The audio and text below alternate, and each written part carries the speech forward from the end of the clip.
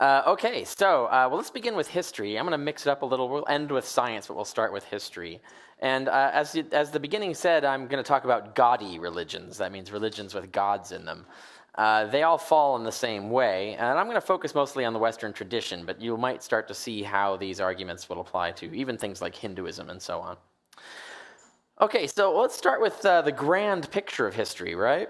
Imagine religions as species of animals, and you put animals in a big family tree, essentially, right, of how they started at one original species and that radiated out into various others, into branches and leaves and whatnot. Now think of religions in a similar way. The earliest religions date at least to 40,000 BC. Now, actually, we have evidence that goes even further back than that. But by 40,000 BC, we have shamanistic cave paintings and other things like ritual burials and things like that indicate that there was some sort of religion going on. 40,000 years BC, think about that. Now, the first priesthoods, we're looking at 10,000 BC when we have cities or cities and villages and things where we have actual priesthoods established. So we've got 30,000 years where humans are walking around with religions and having religious beliefs before they even get priesthoods. But then finally they get priesthoods. It's still 8,000 years before Yahweh comes along and says, oh, hey, by the way, I am the one true God. And you see, of course, he does this in one tiny little place. I mean, he doesn't mention the fact that he exists to anyone but one tiny tribe of goat herders in one little place. And for another 1,000 years, even after that, he neglects to ever mention this Jesus character, right? So when you look at history, this Yahweh religion, this Yahweh-based religion, even Christianity, just looks like one among many. It makes no sense from the perspective of a cosmic deity who would, of course, been revealing the gospel from, year 40,000 BC. And all cultures, all history would show that the same God was sending the same messages to people in every culture and everywhere from as far back as we have any kind of evidence of religion. Even our written records go back to about 2000 BC, and yet there's no evidence of this having occurred. So history, just in the big picture, already refutes all religions, right? If there was any God-based religion, God would consistently be talking to people with the same message, the same belief system.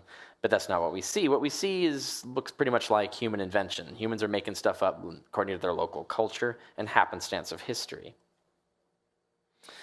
Now we skip up to look at Judaism. So we're going to start with Judaism because that's the first of the Western religions that's still around and has influenced the other major two. Now, in between 539 and 332 BC, Persia conquered Judea. Now, I want to point out, of course, that those of you who know geography, you can try to find Judea on there, the Palestine, the Holy Land, quote unquote. It barely shows up. I mean, it's basically almost just a piece of a red line of the border there. And compare that, of course, to the Persian Empire. Looks like the Persians had better gods, apparently. But the significance of that is that, the Persians, of course, that means Iranian. The modern-day country of Iran is the center of the Persian culture. It's where everything Persian came from. Zoroastrianism was the main Persian state religion of the time. When they conquered the Jews and hauled them off into slavery or into exile into other Persian cities, the Jews were much mixed up with and seeing basically the god system of this incredibly, enormously powerful empire that easily conquered them. And they said, well, they can't have a better God than we do, so we better get some of these cool God attributes pretty quick. And so they borrowed a lot of the ideas that the Zoroastrians had and added them to their religion. These are attributes of Judaism that did not exist before the exile. You won't find them in the Old Testament writings that were written before the Persian conquest. But afterwards, then you start to see it happening all throughout. This idea, first of all, of a war of a good God versus an evil God, of light versus dark, that was a Zoroastrian idea. The Jews did not have that. Before the Persian conquest, Satan was actually one of the right-hand men of God and was doing the will of God. So when Satan goes down to cause evil, he was doing it on orders from God. He's not an adversary in the sense of the enemy of God. But after that, of course, Second Temple Judaism started to acquire this idea of Satan as a rebel who took a legion of angels, rebelled against God, and was cast out of heaven, and now is responsible for all evil, and now all death in the world and so forth is this big struggle between the good God and the evil God, God and Satan and so on, which the Christians picked up. But that comes from Iran. That's a Persian idea. The idea that the world will end. That was not a part of Judaism before this conquest. The idea that God's justice would be realized in one great apocalyptic cataclysm, that was a Zoroastrian belief. That came from Persia. The Jews liked that idea. They adopted it. And of course, they turned everything around so that it would be the Persians that God would melt and not the other way around. But the idea comes from the Iranian conquerors. The idea that this world would end by a river of fire being sent by God that will flow over the universe and burn everything up except the righteous, that's Zoroastrian, the idea of the great apocalyptic burning. A new, better world that will be created in its place, the future heavenly paradise kind of thing. That comes from Zoroastrianism. That wasn't originally a Jewish belief. And the idea then, the most crucially, that all the good people will be resurrected by God to live in that new world happily ever after, this idea of an eternal paradise life, was not a part of Judaism before. When you died, you just died and stayed dead, basically. You were kind of like a vague spirit in the earth. They didn't have an idea of an eternal paradise or an eternal afterlife, but the Jews picked that up from the Zoroastrians, and it became a fundamental requirement of Judaism. Now, when you look at the Talmud, one of the requirements of being a Jew is affirming that you'll be resurrected. Everyone else is explicitly declared a heretic in the Talmud. And yet, that wasn't a Jewish belief. That was an Iranian belief picked up from the Persian cult of Zoroastrianism. So when you look at this, you realize that this is just man-made religion, right? This is not a single God who thought of all this stuff at the origin point of Judaism. There was no, you look at when God's communicating with Abraham in the Bible, he doesn't say, oh, by the way, the world is going to end at a certain time. I'm going to resurrect everybody. I'm going to burn everything. And there's this awful guy named Satan, and you need to watch out for him. That's not there, right? So all of that stuff gets added on later, and it's borrowed from a human-created religion of Zoroastrianism. So certainly this is a historical piece of evidence that shows that Judaism is not a God-oriented or God-originated religion. It's just another cobbled together man-made thing. Now, other things, of course, you know there are failed prophecies in the Old Testament, but related to this idea of God, of the Zoroastrian influence on Jewish belief, I'm going to read one particular prophecy that is conspicuous for not having happened, therefore refuting the entire Bible, because they can't possibly be a supernatural deity communicating to these prophets if they get things wrong. And it's also pretty horrific here. And this shall be the plague, I'm going to read. This shall be the plague whereby Jehovah will smite all the peoples that have warred against Jerusalem. Their flesh shall rot away while they stand upon their feet, and their eyes shall rot away in their sockets, and their tongue shall rot away in their mouth. That's, by the way, where Steven Spielberg got the idea for Raiders of the Lost Ark, melting. Here it is. And the same plague shall befall the horse, the mule, the camel, the ass, and all the beasts that shall be in their camps. What do the animals do? That's kind of rude. And it shall come to pass that anyone that is left of all the nations that came against Jerusalem shall go up from year to year to worship the King, Jehovah of hosts, and to keep the Feast of Tabernacles. And it shall be that whoever of all the families of the earth does not go up to Jerusalem, that's all the families of the earth, if they do not go up to Jerusalem to worship the King, Jehovah of hosts, upon them there shall be no rain. And if the family of Egypt even go not up and come not, neither shall rain be upon them. There'll be that plague too, don't forget, whereby Jehovah will smite the nations that go not up to keep the Feast of Tabernacles. This shall be the punishment of all the nations that go not up to keep the Feast of Tabernacles. Never happened. Failed prediction. But notice this idea of the apocalyptic end world, and also the idea of the Jews as the master race that the entire world will bow down to. They kept getting conquered instead by other nations like the Persians, the Greeks, and then the Romans. So consistently, history turned out exactly the opposite the way that God told them it would. And this, we see, even is connected to aspects of, oh, that's a shame. This is not coming through correctly. Well, I can't read the passage. The passage is hidden back behind there, and this isn't playing. Oh, I wonder if I can make it play. Let's see if this... No, I don't want to try it yet. So the passage that's behind there is a passage about how God's going to burn everything up, and there's a funny funny line in it in Malachi 4:1-3. Those who have mobile devices can look this up. And what he says there is that the Jews who are faithful of Jehovah will be able to gamble as calves of the stall upon the ashes of the burned up victims and step upon the skulls of their enemies. And let's see if this happens. But this is supposed to be an animated GIF from the Terminator, which is supposed to evoke. Let's see if it works. No, it doesn't work. Okay, so unfortunately, you lose the video effect. But the joke was that I've seen this before. Oh, right. Yeah. So that's Judaism. And you could go on and on about that, but the point is, it's very easy to look at historical facts and show that it's a man-made religion. It doesn't have a pipeline to God, so it's not a divine thing. And so what they're saying about God is probably not true. But let's look at Christianity. Christianity originated as a Jewish sect, and what they did is the original Christians, is they took Judaism and they took this other fashion going on all around them and combined them to create a new version of Judaism, a sort of super Judaism. But notably, they did the exact same thing the Jews did when they were conquered by the Persians. They adopted all of these Zoroastrian ideas and made their religion different by incorporating this foreign culture that had conquered them. Well, this is exactly what the Christians then did, which is to say exactly what the Jews did again. By creating Christianity, is they borrowed all of these ideas of these popular religions around them held by their conquerors, the Greeks and then the Romans, and created a new religion. And some of the gods that their new god or their revised sub-god would be based on, the Son of God, right, is all of these sons of God, except the one on the end is a daughter of God.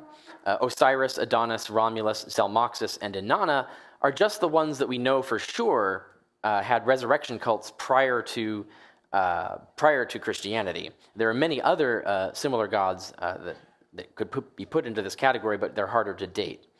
Inanna, on the end, by the way, we have stone tablets dating back to 1700 BC, in which she descends to the lower world, into what we would call hell, is stripped naked, put on trial in a kangaroo court, is stricken dead by a death spell, and then nailed up, basically crucified. And then her minions come down and feed her the food of water and life 3 days later, and she's resurrected from the dead and ascends to glory. Sounds like a similar tale we've heard before, right? But it gets repeated again and again and again in all these other gods, each time transformed. All of these stories of all of these gods are completely different from each other, but have the same similar structure behind them. And the ones that Christians would most be aware of are Romulus, for example. Roman state god, his death and resurrection was celebrated in annual passion plays, actually called passion plays. They were actually acted out, the death and resurrection of Romulus every year. It was a Roman state religion.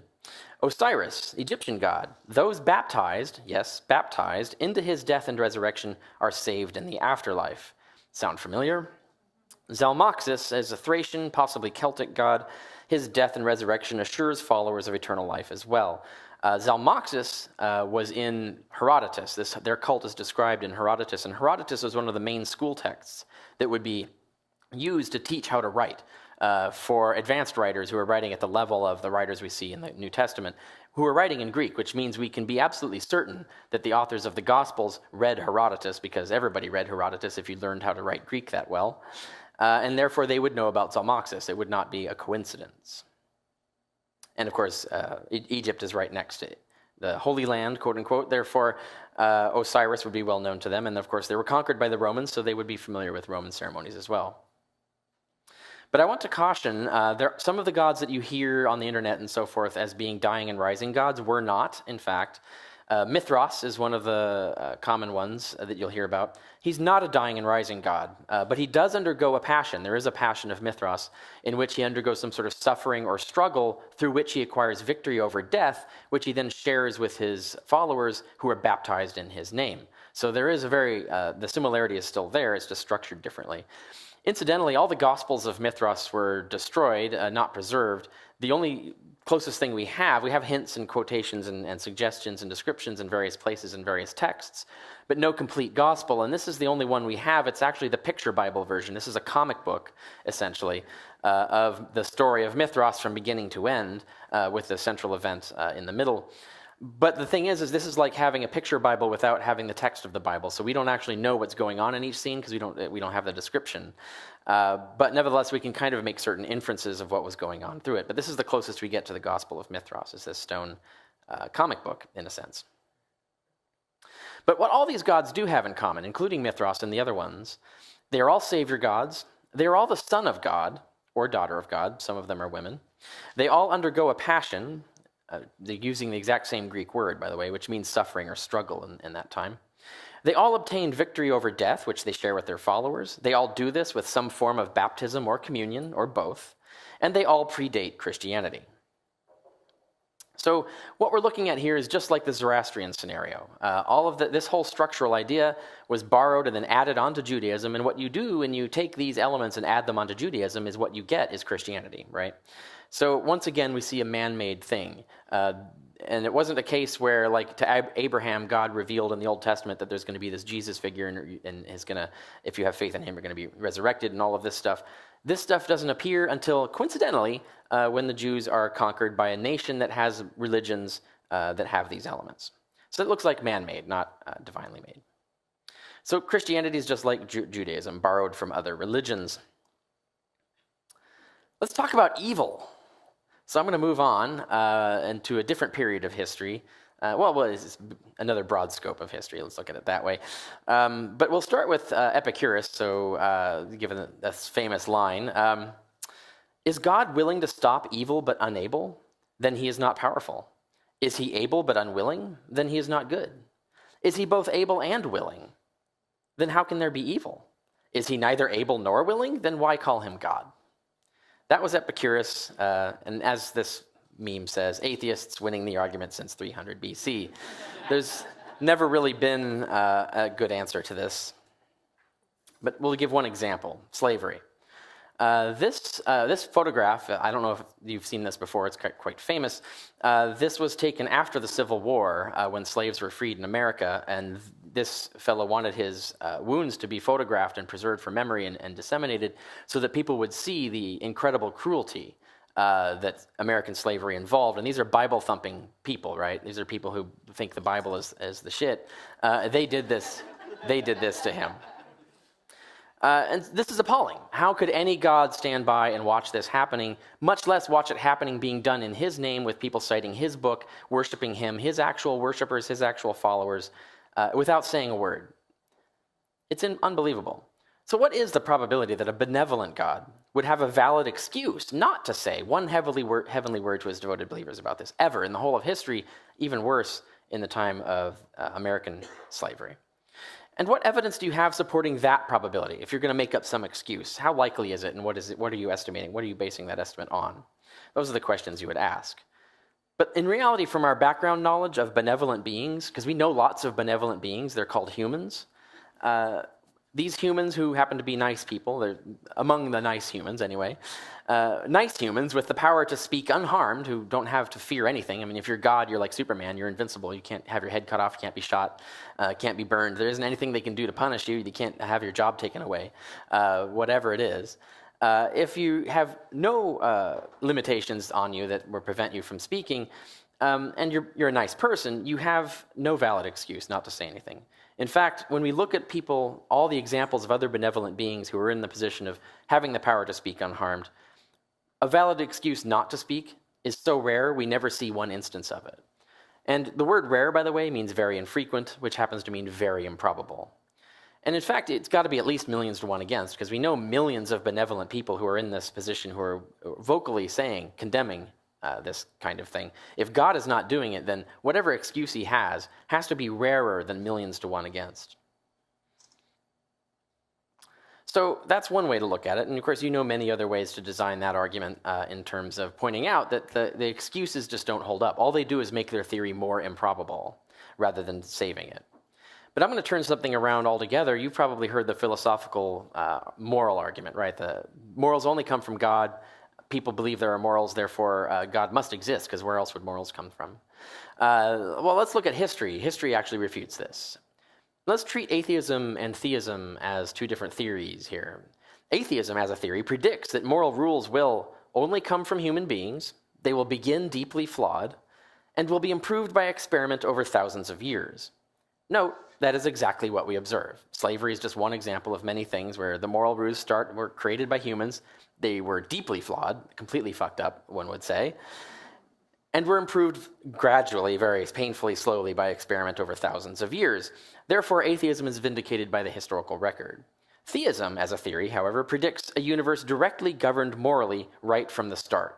In other words, the correct moral laws are disseminated immediately from the beginning. It would have been 40,000 BC, not 800 BC, but we would also possibly see the universe actually designed to be moral. We would have justice laws, stewardship of the world, enacting justice and mercy on God through God. We see none of these things. All of the things you would expect from a moral engineer are not there. But we observe no such laws built into the universe, no stewards or law enforcers but us ever.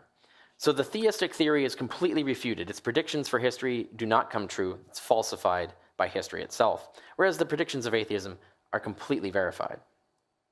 So the moral argument goes the other way around. So that's for morals. Now I'm going to talk about things, whether they're moral or not, but they're still involve moral concern. Yeah, what ought you do after you wipe your butt? You wash your hands, right? Okay. Everybody knows this, except Jesus, by the way. In Mark 7, Jesus comments on the Jewish tradition at the time of washing your hands and washing your utensils before you use them for meals and washing your hands before you eat. And Jesus says, this is a human tradition. It's not in the Torah. God did not command it. Therefore, you don't have to do it. You do not have to follow this rule. He says that things that go into your mouth can't harm you. Only things that come out of your mouth are evil. And meaning words, of course, but and blasphemies. But the point being is that he clearly did not know about germs, right? This was the best teaching moment in the history of the human race, where if you're a divine being, the one thing you know, if you stumbled across a TARDIS and were able to teleport, in time back to here, and people mistook you for a god and were listening to you, what was one of the first things you'd tell them about is germs, right? Because there's millions of people, kids, women, men, are dying and suffering in horrible ways because they don't know about germs. And simple things, simple hygiene, just cleaning your hands could save countless lives. And you have this guy, Jesus, who's portrayed as going around randomly healing this or that individual isolated person, but doesn't do anything like cholera, done, gone. If it was a god, you could eliminate cholera as easily as laying on hands on the earth, right? Just no more cholera, done. That would be how a god would do it. He wouldn't walk around town like a Benny Hinn clone trying to do faith healing acts. But the key thing here is that if Jesus was God or had any pipeline to God, surely he would know about germs and would teach and say, by the way, that is a tradition of men, but it's a really good one. It'll save lots of lives. In fact, you should do this more. And you should sterilize your instruments if you're going to engage in surgery. There's all kinds of things that you should know about. And by the way, water should be potable. You should make sure it doesn't have germs in it and so on and so forth. And clean your hands after you wipe your butt. But instead, Jesus seems to act like diseases are caused by demons inhabiting a person. In other words, he acts like the same primitive mindset of the time. So here we have conclusive evidence just in the Gospels themselves. Even if you treat them as literal books, Jesus is not God, because God would know about germs. So clearly God has not been talking to anyone. For all of these, this is just examples after example after example. There are many more, one could go on. So history proves God's not been talking. Islam's no different. I'll briefly just say that the Quran also fails to mention germs, incidentally. So when the angel Gabriel was rambling on and on and on with these surahs to Muhammad, you'd think by the end Muhammad would be pissed off that Gabriel didn't at any time mention germs. That would have been really helpful information. By the way, also so would the printing press and a few other things. The Quran also endorses slavery, including sex slavery, which of course the Old Testament also does. And therefore, the angel Gabriel thought slavery was really cool. Keep up with that. Like Judaism, God's promise of prosperity and superiority over all nations was also refuted by the opposite. Almost all Islamic nations are failed states or economic disasters compared to much of the quote-unquote infidel West, which has all the power and wealth. Now, that doesn't indicate that we're morally better than them, but it does indicate that if we're going to talk about God's helping us out, it looks like our God's doing a better job than theirs. But I want to point out that all of these religions are the same religion. In fact, Christianity and Islam are just Jewish sects. They're all just different sects of the same one religion. They're all resurrection cults because they all teach basically the same thing and just differ on the details.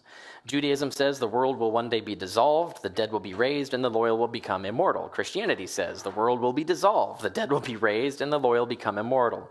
Islam says the world will be dissolved, and the dead will be raised, and the loyal become immortal. It's all the same religion. So let's just pick one and analyze it a little more closely. Now, I can't take credit for this, by the way. I'll read it in a moment, but this is a meme that went around on the internet ages ago. Someone else came up with it. They're pretty brilliant because it's spot on. This is the description of Christianity, dead honest. the belief that some cosmic Jewish zombie can make you live forever if you symbolically eat his flesh and telepathically tell him that you accept him as your master so he can remove an evil force from your soul that is present in humanity because a rib woman was convinced by a talking snake to eat from a magical tree. That is literally the Christianity that was being taught in its first, let's say, 1,800 years, almost 2,000 years of Christian history. Totally makes sense, right?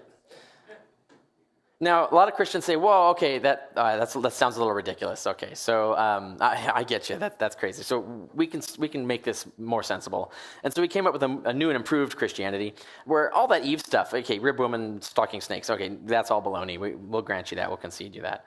But I still have an imaginary friend who magically manipulates the world for me, and he also magically impregnated a woman 2,000 years ago, and she bore him a son who underwent an ancient ritual of blood sacrifice in order to dispel a curse laid upon me, thus ensuring I will be immortal. Footnote, although I've never seen this work for anyone else before. Now, that's completely honest and correct analysis of Christianity, a description of it, and yet it looks absurd when you actually spell it out that way.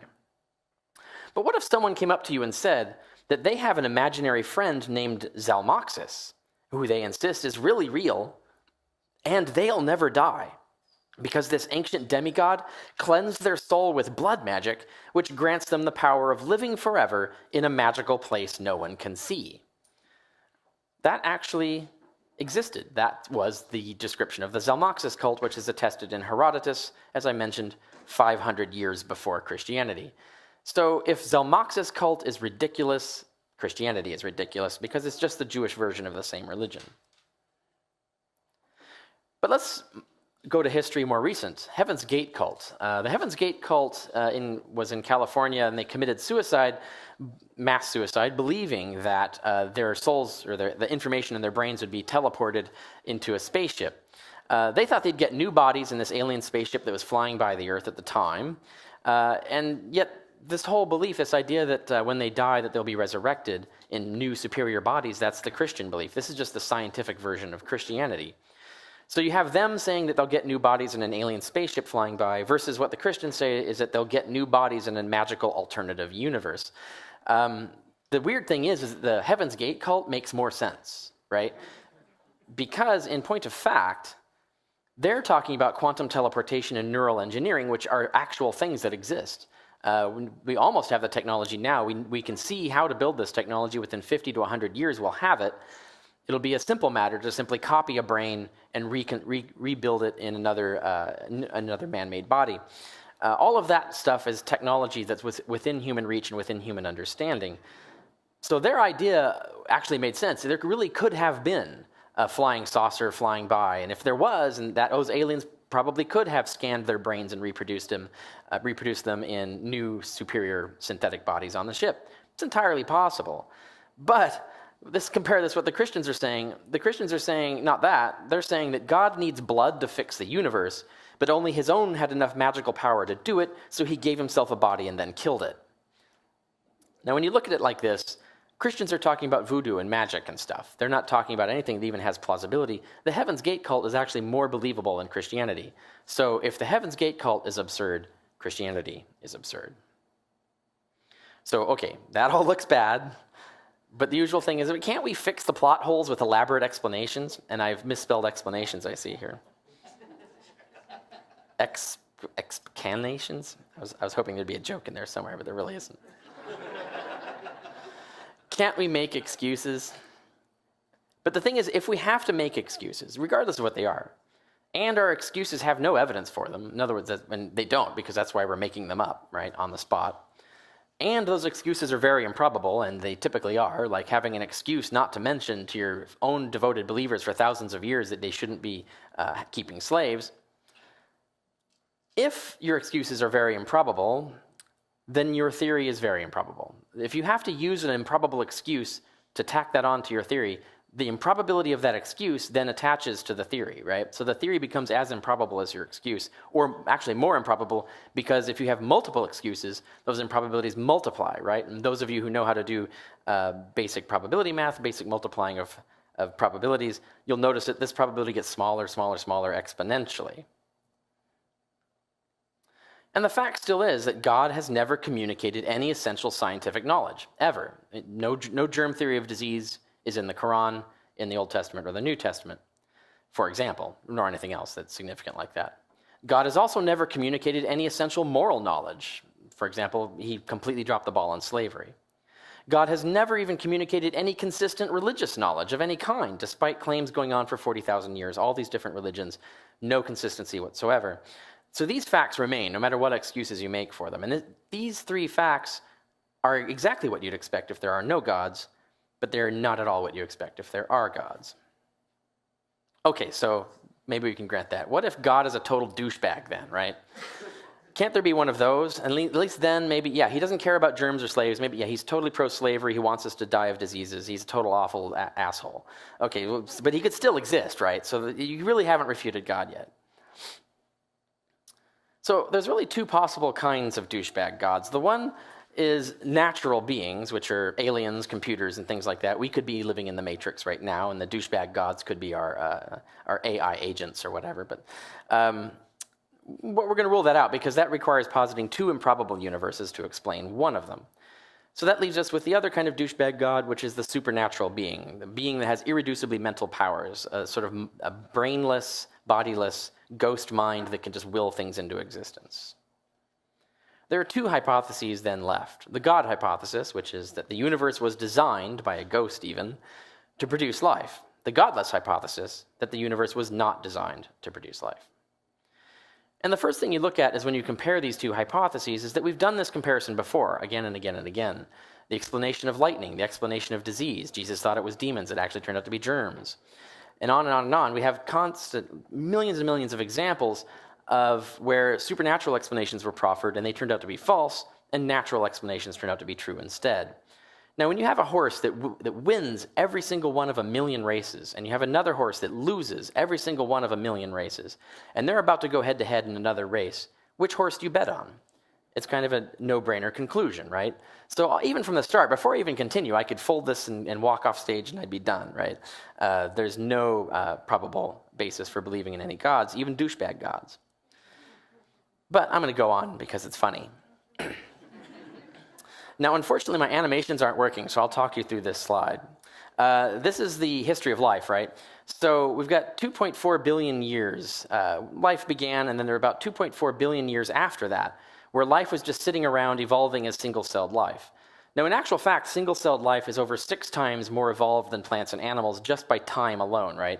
Animals have only been around about 0.6 billion years, in other words, 600 million years, whereas single-celled life has been around 3.7 billion years, so about 6 times more. So single-celled life, bacteria, for example, have been evolving 6 times more and longer than we have. So they're actually way more evolved than we are. But in fact, the rate of evolution for single-celled life is actually 500,000 times faster than for multi-celled life like animals, which means that single-celled life is actually many billions of times more evolved than your hand, for example. So single-celled life is badass. Now, that makes a lot of sense in terms of evolutionary theory, but it makes no sense in terms of God. God really likes bacteria. I mean, he spent most of his time working on those suckers, but very little of his time working on us. So what was God doing for the 2.4 billion years fiddling around? He's got all these single-celled organisms. He doesn't know what to do with them. He can't even figure out that maybe they could work together to do something. And then eventually he comes up with the idea that, you know what, maybe they could congregate together and make more complex entities, like algae. Algae, that's clever. So he creates things like algae where multiple cells can cooperate, but he's still sticking around with those for 1 billion years before he realizes, oh, you know what, maybe I should have these cells differentiate their function so that we can have a more complex animal. Yeah, why didn't I think about that 3.4 billion years ago? Still couldn't figure it out, but eventually did, and he comes up with this differentiation of cells within a multi-celled organism about 0.6 billion years ago. But then it takes him 500 million years to figure out apes, just apes, right? So he's tinkering around with mice and bugs and all kinds of this stuff, but no, it takes him a while to go, apes. Oh, right, maybe I should do something with those. And then even when he gets to apes, it takes him 4 million years more of tinkering before he figures out how to make people. What was he doing for 4 million years? God, these apes are really stupid. Why can't I fix them? They should be smarter than this. Oh, right, maybe I should do something with the brain. I don't know.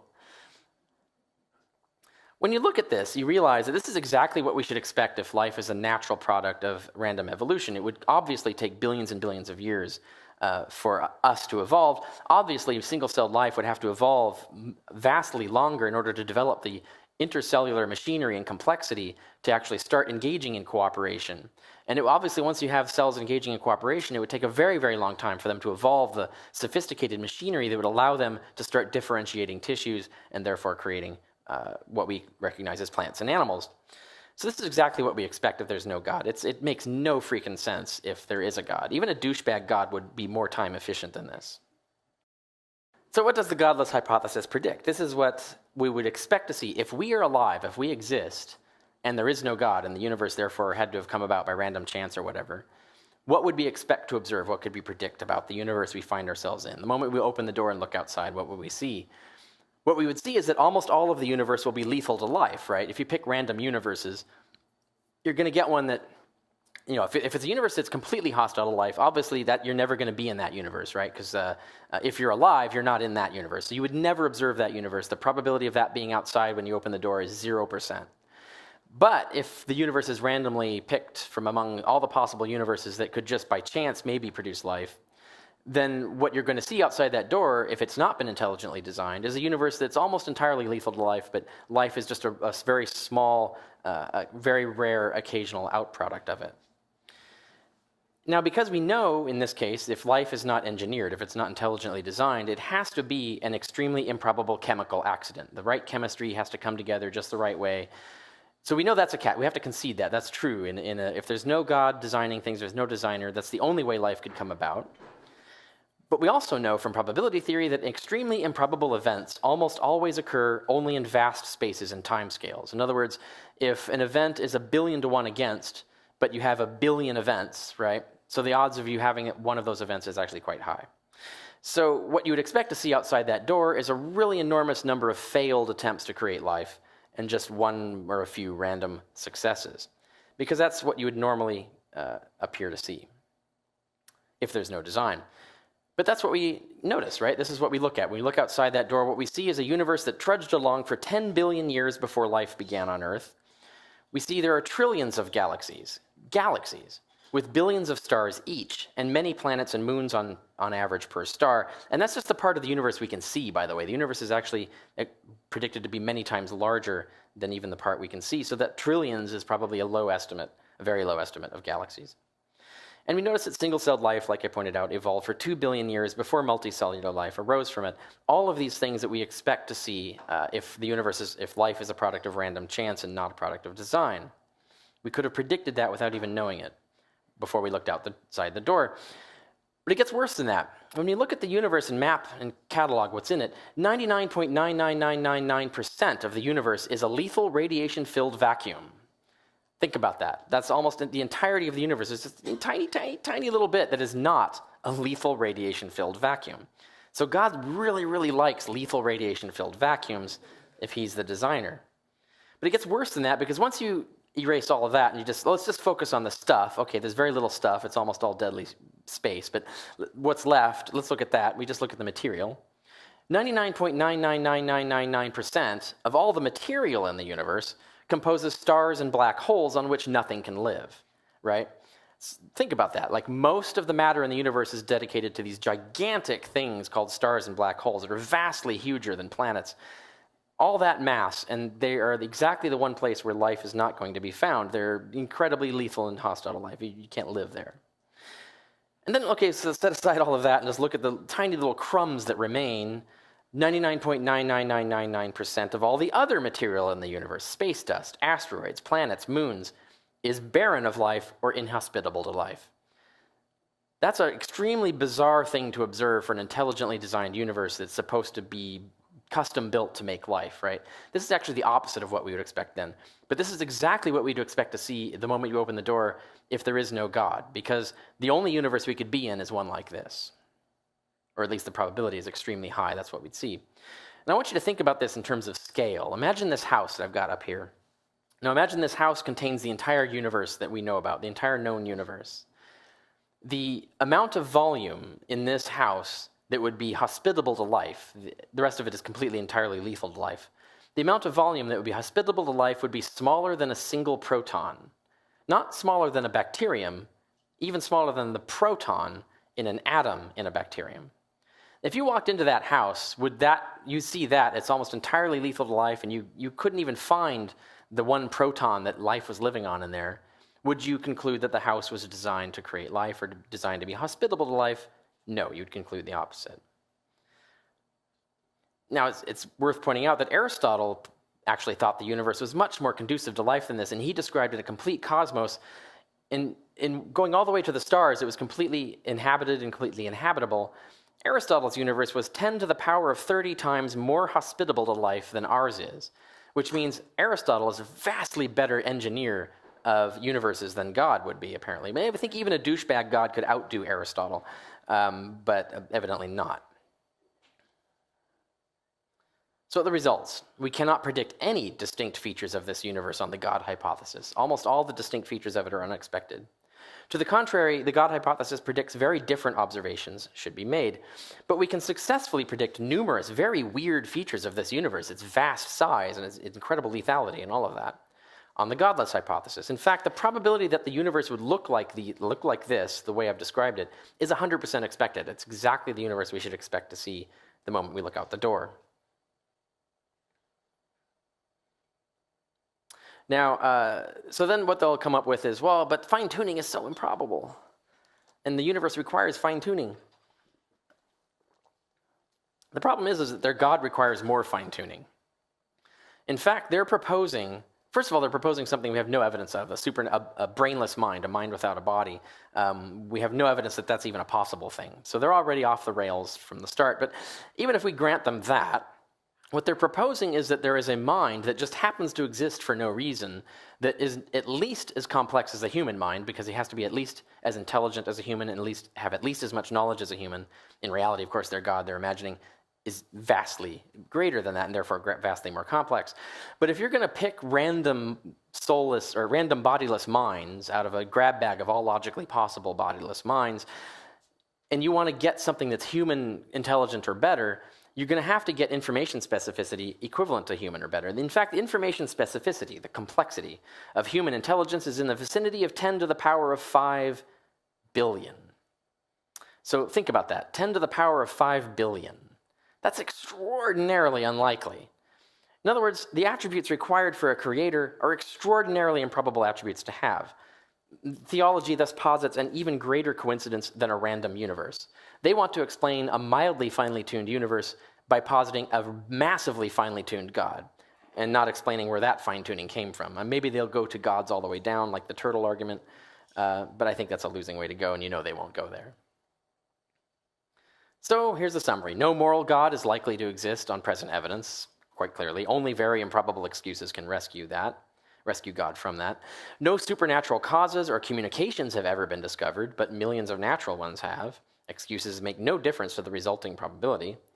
And the universe is contrary to predictions of any likely God hypothesis. Only improbable excuses make it fit. And the universe is exactly what is predicted by the godless hypothesis. Even really weird predictions come true. And that's the state of things, and that's where we get from science and history. So we could write Ulan Khulufad's book long before he actually is supposed to have written it, according to Douglas Adams. And I could say, well, that about wraps it up for God. Thank you.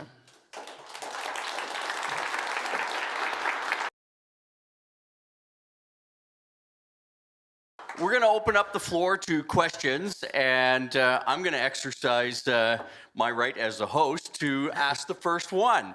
Very good. And what I'd like to ask is that Sorry. I understand what you're saying about Christianity and other religions. Mm-hmm. Yeah. What would your position on the existence of God be?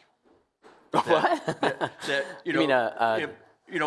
As opposed to separating religion from God. Yeah, sure. Yeah, and I expect I know what the answer is. Well, yes, of course. That was to put it out there. The second half of my talk was about douchebag gods. Those are all the gods that no one would worship because he's so awful and doesn't care about anything. So yes, so that's the second half of that, showing that even those gods, even gods outside of religion, even gods that don't care what you believe in or any of that, we have no evidence or reason to believe those gods. Instead, the universe looks exactly like it should look if there is no God, and therefore we should go where the evidence leads on that. Right. Okay. Excellent. Excellent. So for questions, just put your hand up there. I'll come rushing out there and put the microphone in your face, and you can ask your questions away. Good. And so let's have a show of hands. Who wants to ask a question? I can't see you, so he'll find you. Yeah. Oh, here we got a question right back here. Do you want to state your name and give us your question? Name is Greg, and the question is this Zoroastrianism that you begin speaking about and how everything else is borrowed from that. I suspect most of the audience here agrees with you that that's mostly made up nonsense that goes back 40,000 years. I know you're not a psychologist, but how do you make sense of so many believers ignoring all of the evidence you presented here today? Oh, yeah. Well, and coming to a conclusion that it's reasonable to believe. yeah, that this brings up a topic that came up at the brunch earlier today. There's an entry at Wikipedia. Go to Wikipedia and type in list of cognitive biases, and a massive, massive list. And a lot of them have dedicated pages that you can link through to read about. The human brain, I'm just going to put it bluntly, is totally fucked up. It has not evolved very intelligently. It makes a lot of cognitive mistakes very easily. And in fact, you have to develop very sophisticated cultural technology as a giant software patch to fix it. And that software patch often doesn't work, and not everyone is installing it. And that's what science and reason and logic and mathematics are. I'll just give you one example. Now, mind you, the list of cognitive biases, and all of them can have a tendency to enhance or maintain ridiculous beliefs. But I'll pick one that's particularly talked about by a lot of scholars of religion, which is agency overdetection. The idea is, and I mean, this has been tested scientifically, but the idea is that we evolved to be agency detectors. It's valuable for us to know when there's a particular agency that's chasing after us, or is an intelligence that we have to thwart or appease or work with. So, for example, if you're walking in the woods and you hear rustling in the grass, and you assume, or you just assume that it's the wind, but it's really a predator, you die. You get subtracted from the gene pool. But if you're walking through the forest and you hear rustling and you assume that it's a predator, but it's really just the wind, the cost is very low. You survive, but the time and energy, very little cost to that. So that in fact we have evolved a tendency to over-detect agency, and that's why human religions all throughout cultures in history, in the earliest times of history, were animistic. Everything had souls. Trees had minds, and the wind had a mind, and you could have a stick that had a mind. This was this kind of idea of agency over detection. It was very easily done. As we evolved civilizations and city-states, then the idea of these animistic spirits became congregated into, taking a bunch of different gods and just saying, oh, it's all just one god. So you have, the wind god or the city god and so forth, so that you had what we call polytheism. Now, as political structures became more monocratic, where you have you start to have empires, single individuals ruling over empires, you get monotheistic religions. Zoroastrianism is bitheistic in the sense it has two gods, but it really has only one god you're supposed to worship, so it's monolatric. So it is really the original monotheistic cult. And Egypt tried to experiment with this as well. Rome did a little bit later. But even when you subordinate the other gods, you have the one supreme god under them, or above them. And then the next step is to have them all be agents of his, so they become angels and saints and stuff like that. They still have godlike powers, and they're still basically gods, but we just conveniently don't call them that. So you can look at it politically, what people have done. They've just kept their animistic tendencies, but they've just aggregated all the animism and thrown it onto one single mind now. So when people say they believe in God, they're still saying they believe in tree spirits and sky spirits and wind spirits. It's all the same spirit to them. And they literally do that. Like you have Pat Robertson saying that gay people caused God to send us hurricanes in the United States. That's just animistic wind godism. So that's just one example. There are many other cognitive biases that contribute to this, but that's my answer to that question. Excellent answer. Do we have any more questions? Yep, there's going to be a couple questions out there. Excellent. Hi.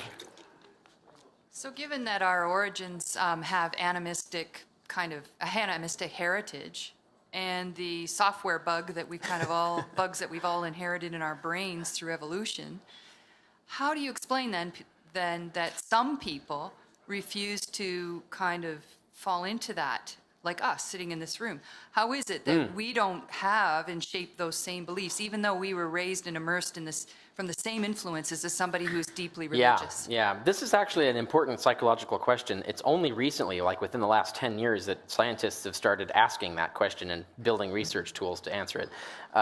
Phil Zuckerman, I think it was Zuckerman, created the Institute for Secular Studies at the Claremont University, where their whole mission there is to actually answer questions like that by starting to study how do skeptics differ from believers? Is it cultural? Is it psychological? And was it biological? And so there are roots to all of these things. Some people have different tendencies. Some people are born with cognitive biases that are stronger than other people due to random genetic variation. That's part of it. We know, for example, from twin studies that biology explains about 50% of your religious belief. So there is a strong biological component. But the other component is cultural, and that depends on how you've been raised. It depends on what information you've been exposed to. It depends on your education and so on. A lot of the people here, for example, are probably highly curious people. That there may be a genetic component to your curiosity. Once you start getting curious, and that means you're going to start asking questions, and you're going to start gaining information and learning things that other people don't.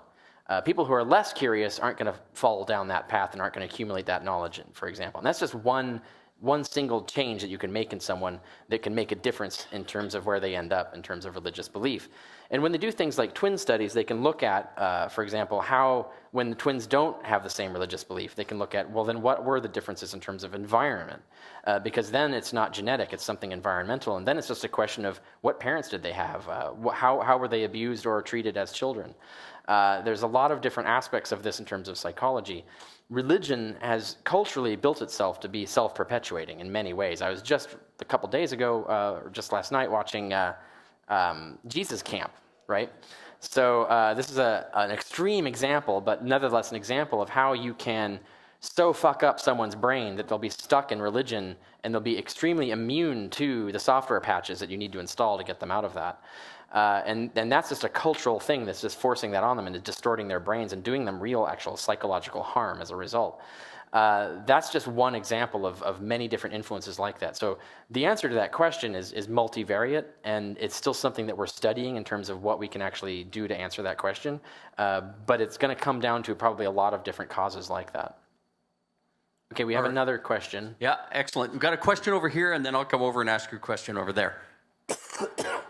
So my question is, do you think that with all the software patches and things that we would need to do with people, is possibly convincing historians in general and the scholarly work that gods are made up and that the Bible is made up and some of your other work, is that a good way to deconvert people, or is that possibly going to go against what a lot of people would be willing to accept?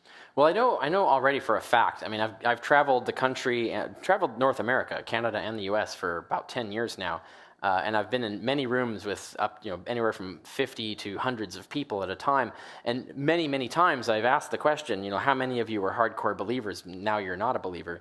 Lots of hands come up, and then you ask them, like, was it people like me communicating things that, doing what you're talking about, disseminating the truth and counteracting lies and misinformation and thing, was that responsible, at least in part, for their deconversion? And the hands stay up largely. So we know that happens. And I've had many people tell me their personal stories, like how my writing an article against God, saying that God is ridiculous and this is why, really made them think and convinced them that, you know what, you're right, this is ridiculous, and they got out of it.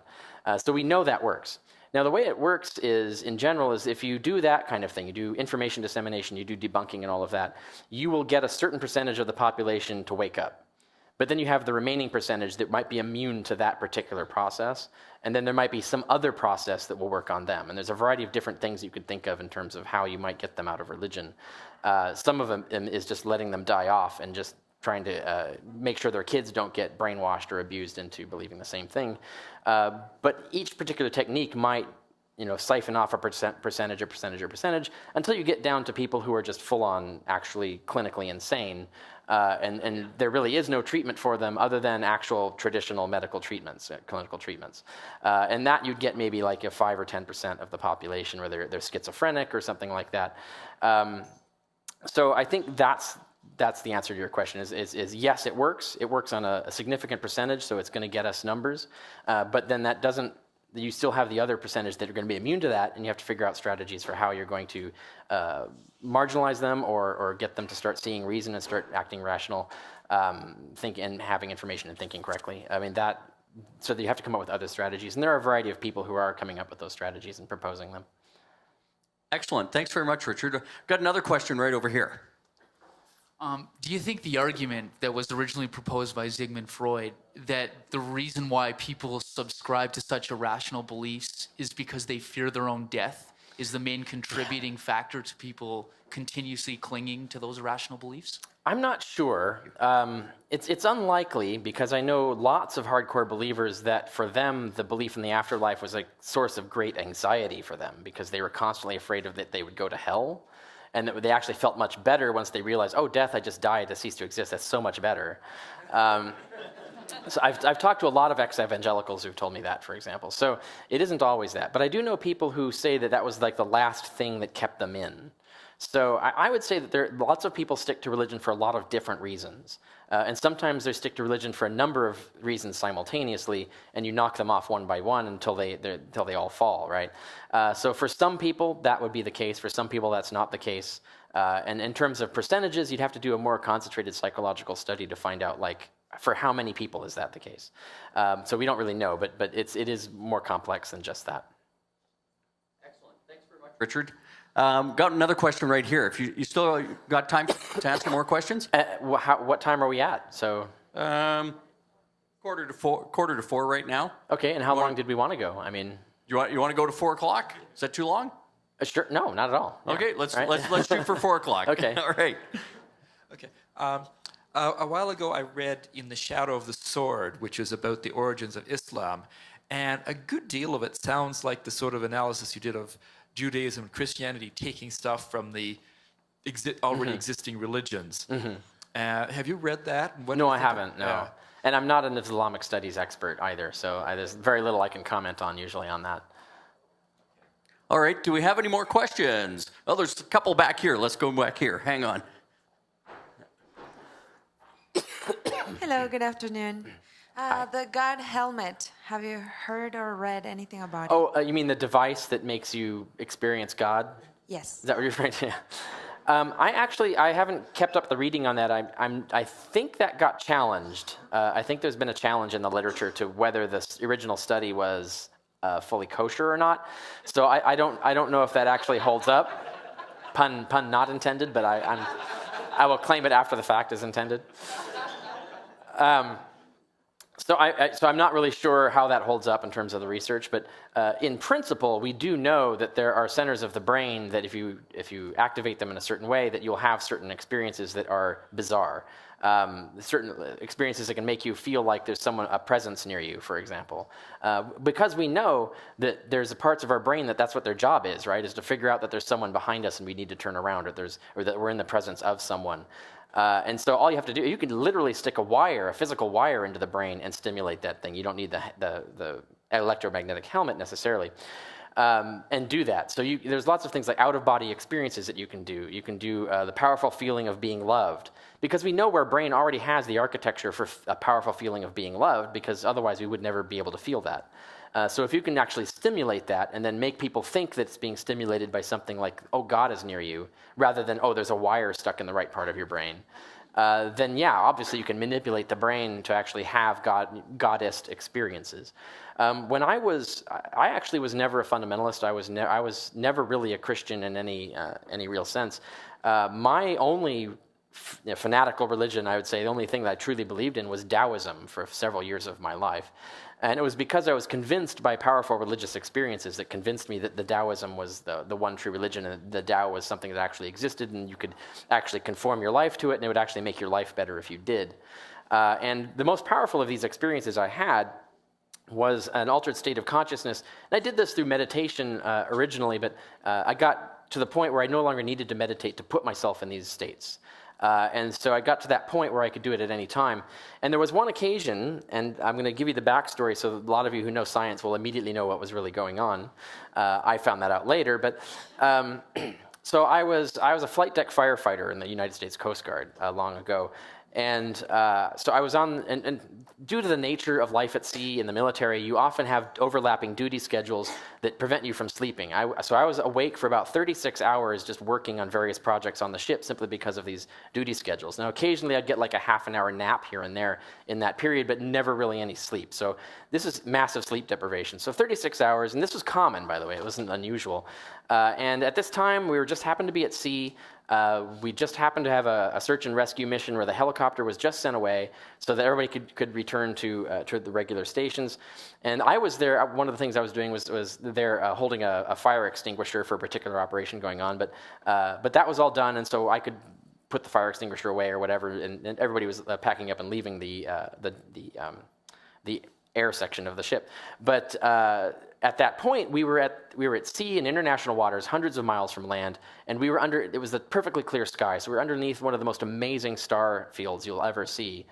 And I immediately had one of these powerful mystical experiences where my mind expanded to encompass the entire universe, so that I was actually merging with all these stars in the universe, and I experienced the actual visual, literally like vertical visual sense and understanding that there were a lot of these little green points throughout this universe that had living civilizations on them, and all of this was in harmony with the Tao, and it was this whole like powerful, moving experience of feeling so at harmony with this idea, and it was so right, and it was all just the perfection of the Tao. It really made sense of everything.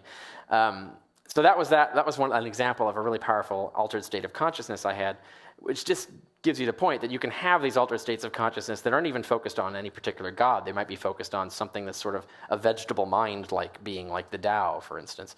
And so obviously what that was a sleep deprivation hallucination, right? And when I started to realize that, because I kept studying science, and in conjunction with realizing that there were flaws in the philosophy, because I was studying Confucianism as well, and Taoism and Confucianism are arguments against each other, and sometimes the Confucians are right, and sometimes the Taoists are right. I started to realize this was all man-made, and that I was just fooling myself through motivated belief into making these altered states of consciousness, these hallucinations, match what I expected to be the case. So my brain was just generating them, and it was generating them in exactly the way I expected them to generate, and therefore it was verification bias in the most spectacular sense. So even if there was a machine that could do that, that's all it's really doing is something like that. Excellent. Got another question for you here, Richard. Hi. So in the description of a God who could have told mankind about germs earlier, Yeah. like a benevolent God. Mm-hmm. So I think I'm correct in saying it was Louis Pasteur. Pasteur. Great, my French isn't that good. So it wasn't until the late 19th century. So is it possible, like when you did your study of Christianity in the Old Testament, they had these rules? You made a reference of Mark chapter 1. So that would be New Testament. But Old Testament, there's these rules like cleanliness laws. So there's mankind being given rules to govern the way they gather in community to protect against something that they don't fully understand yet until the late 19th century. The only problem is that those rules aren't in the Bible, right? That was all Jesus' point, was that they aren't in the Bible. They were invented later by Jewish communities later, and possibly under influence from, for example, the Roman civilization, which had a much better concept of hygiene than the Jews originally had. So these ideas were not in the Bible. They were not communicated by God in that way. And so they were man-made. That was Jesus' whole argument, right? But in addition to that, the rituals that they were talking about are completely insufficient, right? So there's lots of different things you should be doing if you understand the germ theory of disease. Just washing your hands is not really sufficient. It's better than not doing it, right? But it would be even better to do it with soap, for example. No one ever thought of soap until the Germans invented soap, and then the Romans thought that was a cool idea and then borrowed it from them. But this actually, the introduction of soap into civilizations post-dates Christianity. So even the idea of soap didn't exist. The idea of sterilizing medical instruments, the idea of maintaining potable water, actually getting diseases out of water, for example, didn't occur to them. wasn't communicated to them. So what we're seeing here is just man-made struggling, floundering around with different ideas, not really understanding what's going on. Whereas a person who actually went back there and understood this stuff could explain to them in specific detail exactly what germs are and how to kill them and how to avoid them.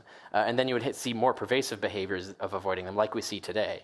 Now, of course, that's just communication. That's just if you're just all you can do is talk. God could, of course, simply disintegrate all the germs. So there really isn't even reason for there to be germs if there's a benevolent God. So even just the existence of germs is a refutation of the existence of a benevolent God.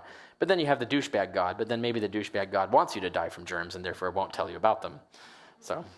Excellent, Richard. Actually, this gentleman kind of wants to rebut just a Sure, little bit go on for this. it, yeah. So this will probably just open up the conversation and make it a little bit more interesting even. Sure. So you were saying that in Jesus' reference to how you should live cleanly was a New Testament reference. So you're talking about Roman time period, but Levitical law and Numbers, that's where the reference of how you should take care of your clothes if it gets some uncleanliness in it, or don't touch dead animals. So we're talking about something that predates your Roman reference. Yeah, but those are actually ritual cleanliness rules. So there are things like you shouldn't touch a woman for many days after she has her period, which is massively ignorant, right? It has nothing whatsoever to do with avoiding germs or disease. Women don't become diseased when they start having their period. And also even they had the idea that even just touching a tomb would communicate disease, which is not true at all. Touching a tombstone is not going to give you a disease. So these are ideas of their notion of what was ritual impurity was leading them to do this. And these are primitive, non-scientific and pseudoscientific ideas. All right, excellent, Richard. I'm just going to give this gentleman one chance to just kind of make his last statement, then I'm going to move on to other questions, all right? Oh, sure. Well, you looked like you wanted to say it. Well, I already figured that I was given the time out. So. Okay. Oh, not from me, Okay. no. All right, excellent. Okay, do I have any more questions out there? Yeah, all right, okay. Hang on for a second, Helen. Hi, Richard, thank you. My concern is children. And with regard to your quotation, religion has built in ways to be self-perpetuating. What would be your best intervention to help children? There's so many homeschools, charter schools, private schools. Have you got any suggestions on how we can get rid of the adults and help the children? Excellent question. Yeah. I mean, most fundamentally, what we need to do is make sure that critical thinking skills are taught in schools. Now, there's a problem with this, at least I can speak to the American experience. Every time people tried to get critical thinking taught in schools, conservatives would get a hold of it, fuck it up, and then it wouldn't work, and they did see, it doesn't work. So let's stop talking about teaching critical thinking skills in school. This is what, of course, the Republicans do in our country all the time, is they have a really great bill, they fuck it up, then it doesn't work, and then they say, you see, these things don't work, so let's not even talk about them anymore. They deliberately sabotage these things. So it's really hard to do, but when I talk about critical thinking, I mean the kind of stuff that is taught, for example, at the Center for Applied Rationality, CFAR. You can look this up online. The Center for Applied Rationality is what they do is they teach courses predominantly, for example, for business people, because businesses, corporations want to make good decisions, so they send their people to this company to learn how to make good decisions, right? These are the kinds of things that we should be teaching our kids, exactly what they're doing there. And what they teach them is they teach them all that stuff. I said that list of cognitive biases earlier. They actually teach all of that stuff to these people and say, these are all the ways your brain is built to fail, and these are all the steps you can take to counteract those things. So it's like one big, perfectly designed software patch system.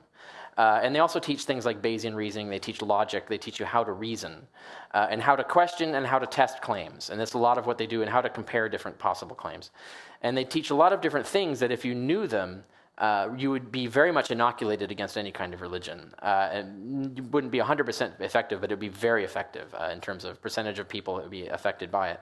So that's the kind of thing that we should be teaching in high schools, for example, or even maybe as much as we can in earlier grades.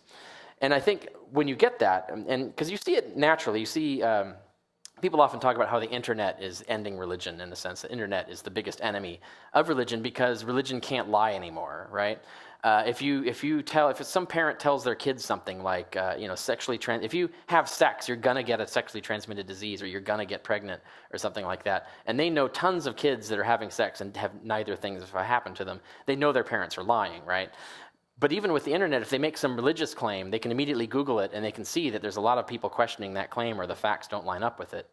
And once they are willing to realize that their parents just lied to them, not only are they on the track for getting away from religion, but now they know that their parents are liars, right? So now their parents have actually discredited their own authority, so they actually lose their ability to influence a child in terms of convincing them of things, because now they know to be suspicious of everything they say and to double check it. And there are a lot of kids that get to that point on their own, right? Critical thinking skills would get as many kids as possible already doing that. Like, I'm going to fact check what you just told me, and what you just told me is not true. So the more kids that actually act that way and have that attitude and are trained to do it well, the less religion we're going to see in the world. Excellent, Richard. Excellent. Let's do one more question, and then let's move on to the book signing. Very good. Okay.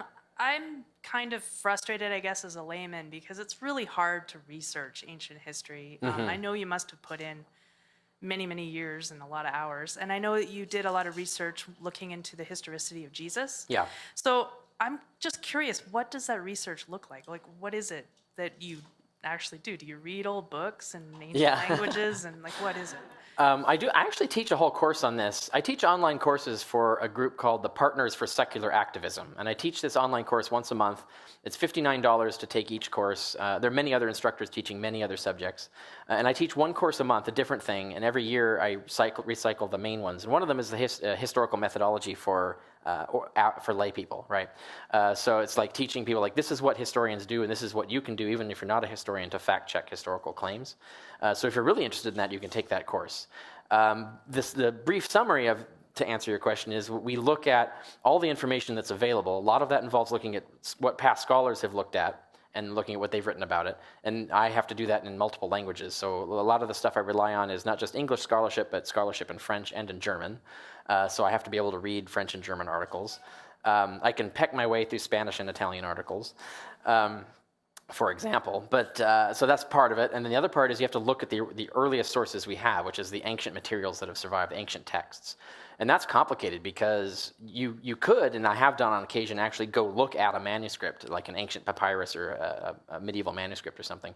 But most of that work's already been done for us, where someone has looked at all the different versions of a text and then compiled a critical edition that we can go look at, and they'll have like the ancient Greek written there, and then it'll have on the bottom all the variant readings, because all the manuscripts disagree, right? So they'll have all the variant readings, and so you know like what variations there are and so on. So you have to go through all of that, read the original language in Latin or Greek, and see what it originally said, and then look at context and find information that way, and then try to tie connections together through all of that. And then for the book on the historicity of Jesus, I also looked into anthropology and psychology, because there's psychology of ancient religions, psychology of modern religions, but it applies to ancient religions, and anthropology of religion and so on. So I had to study all of this stuff and tie it all together, and then present a case based on that. And it's hard work. It takes a lot of time and a lot of training to be able to do that, which is what the PhD is for. It teaches you to know how to do all of this stuff. And I see my role in the atheist community as doing that so you don't have to. So that's kind of my role, is to get all that, do all that work, and then disseminate all the findings as clearly and as honestly as possible to all of you, so that you can make use of it. And by citing all of my sources for all of my information, you can make even more use of it. You don't have to just trust me as an authority on stuff. So that's kind of like what I do, and I'm happy to be doing that for you. Excellent, excellent. Fascinating work, Richard. Let's give Richard a round of applause. Thank you very much.